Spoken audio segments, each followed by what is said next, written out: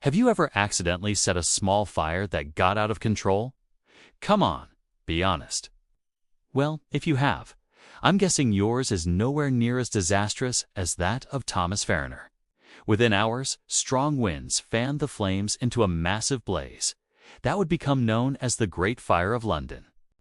You see, Fariner was a London baker whose house on Pudding Lane accidentally caught fire one night in September 1666.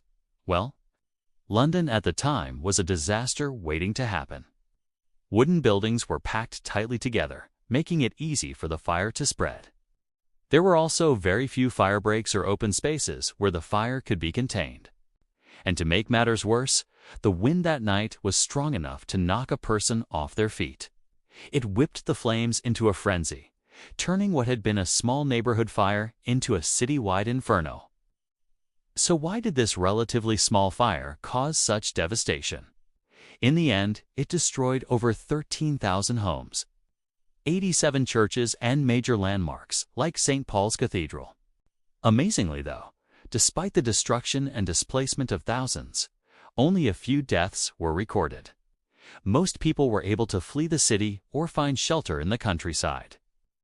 The fire raged for 4 days, finally burning itself out on September. In the aftermath, Londoners began to rebuild, this time with stricter building codes and a greater emphasis on public safety.